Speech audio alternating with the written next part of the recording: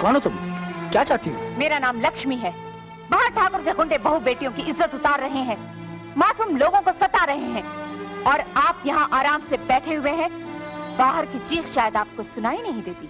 मतलब की बात करो, ये पुलिस थाना है, अखबार का दफ्तर नहीं। आपको मालूम है ठाकुर मासूम किसानों को अनाज के चंद दाने देकर उनकी जमीन उनसे हड़प लेना चाहता है।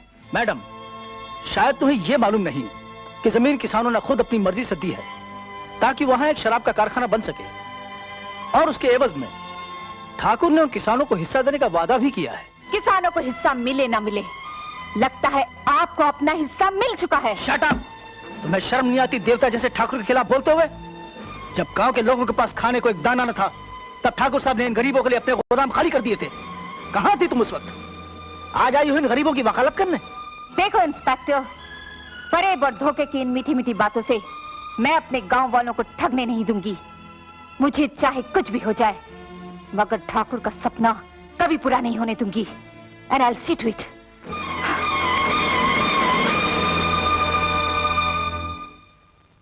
ये सब झूठ है, धोखा है, फरेब है, जाल है। आप लोगों ने अनाज के बदले ठाकुर को अपनी जमीन देकर अपने भविष्य को ठाकुर के यहाँ गिरवी रख दिया है। मगर ठाकुर साहब ने खुद अपने मुंह से कहा था तुम लोग अपनी जमीन दो, जब तक कारखाना नहीं बनता सबको अनाज मिलता रहेगा। ठाकुर साहब ने जो वादा किया है वो किसी कागज पर तो लिख कर नहीं दिया। तुमसे तो अनाज के बदले सादे कागज पर अंगूठे के निशान ले लेते हैं। कल अगर वो कागज अदालत में पेश कर दें और दावा करें कि इस जमीन पर उनका हक है, तो दुनिया की कोई भी अदालत तुम्हें जमीन वापस नहीं दिला सकती। मगर ठाकुर साहब ने तो यहाँ तक कहा था कि हम अपनी जमीन के बदले कारखाने के हिस्सेदार होंगे। हाँ। इसी भोलेपन की वजह से तो आप लोग ठगे जा रहे हो। अरे गरीबों को कौन हिस्सेदार बनाता है? मजदूरों को उनकी मजदूरी तो मिलती नहीं, हिस्सेदारी भला क्या मिलेगी? आप लोगों ने शिकारियों को दाना डालकर परिंदों को फंसाते देखा होगा। परिंदों को दाना तो नजर आता है, मगर जाल नजर नहीं आता। उसी तरह ठाकुर के अनाज के पीछे जो जाल है वो आपको नजर नहीं आ रहा। मैं आपसे प्रार्थना करती हूँ, अभी भी वक्त है, संभल जाइए, अपनी जमीन बचा लीजिए, अपनी जिंदगी बचा लीजिए। आज जमीन गई है, जिस दिन कारखाना बनकर तैयार हो जाएगा आप सबको गांव भी छोड़ना पड़ेगा। ठाकुर आपकी जिंदगी को कुत्तों की जिंदगी बना देगा। मगर अब क्या हो सकता है? अभी भी कुछ नहीं बिगड़ा। अगर आप लोग अनाज लेने से इनकार कर दें और अपनी अपनी जमीन पर खेती शुरू कर दें, तो ये कारखाना कभी नहीं बन सकता। ठीक है, हम अपनी खेती करेंगे। तो आप सब धरती माँ की कसम खाइए कि आज से अपनी खेती खुद करेंगे, ठाकुर का दिया हुआ अनाज नहीं लेंगे। हम कसम खाते हैं।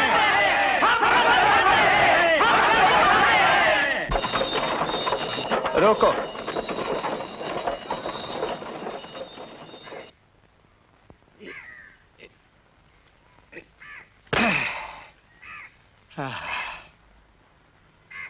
ये गांव वालों को सांप सूंघ गया क्या? कहां मर गए सब के सब हैं?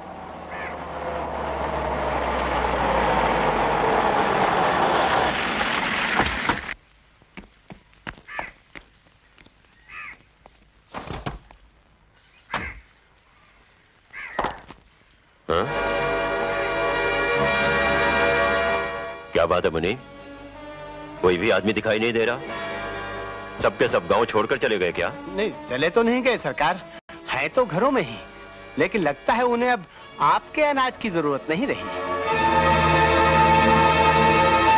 लाखन जी, सबके घरों के सामने अनाज की बोरियां रखवा दो। ठहरो।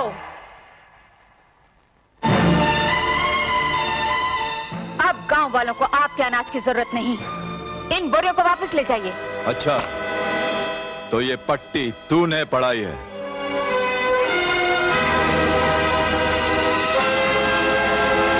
लाखन, रख दो अनाज की बोरियां सबके घरों के सामने।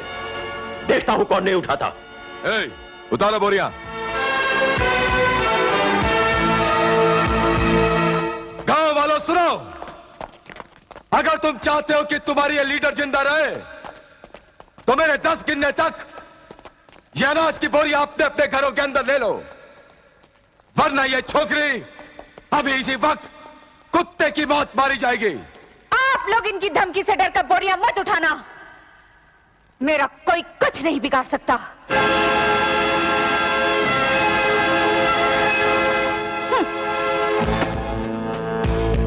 1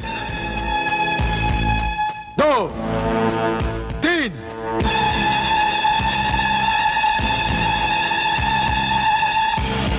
4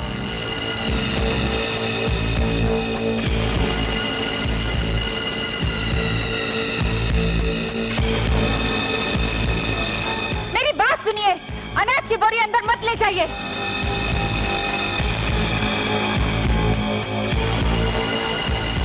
पांच। मेहरबानी करके बोरी मत उठाइए, मुझे कुछ नहीं होगा। सोच क्या रहे हो? उठा लो बोरी। 6 घबराइए मत, कुछ नहीं होगा। बोरियां मत उठाइए।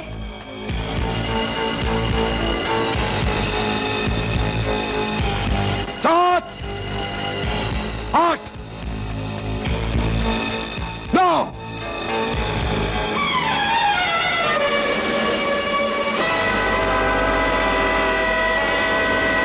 लक्ष्मी, नहीं मालिक।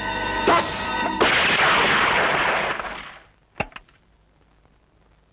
अजीत तुम? हाँ डैड, जिस गांव के एक भी मर्द में आपका सामना करने की हिम्मत नहीं, उस गांव की एक लड़की आपके सामने चैलेंज बनकर चट्टान की तरह खड़ी है। मैं दाद देता हूं इसकी दिलेरी की, इसकी हिम्मत की। शाबाश। तुम जाओ यहां से। मैं पूछता हूं, आखिर किसके लिए कमा रहे हैं आप? मेरे लिए, अपने इकलौते बेटे के लिए ना। पर मुझे आपकी ये अन्याय और अत्याचार से कमाई हुई दौलत नहीं चाहिए डैड। बकवास बंद कर। ये मत भूल के मैं तेरा बाप हूं। और आप भी ये मत भूलिए कि मुझे ऐसी बातें बिल्कुल पसंद नहीं। तू सबके सामने मुझे जलील कर रहा है। तुझे तो मैं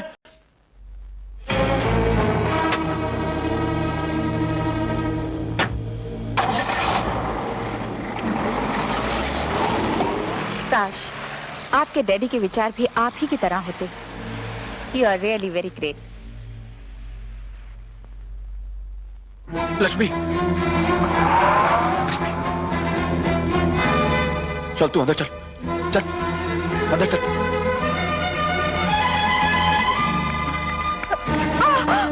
पढ़ लिखा तेरा दिमाग खराब हो गया है। इससे अच्छा तो ये था कि तू अनपढ़ रहती। अरे गांव में जो हो रहा है उसे होने देना था, तेरा क्या जाता है?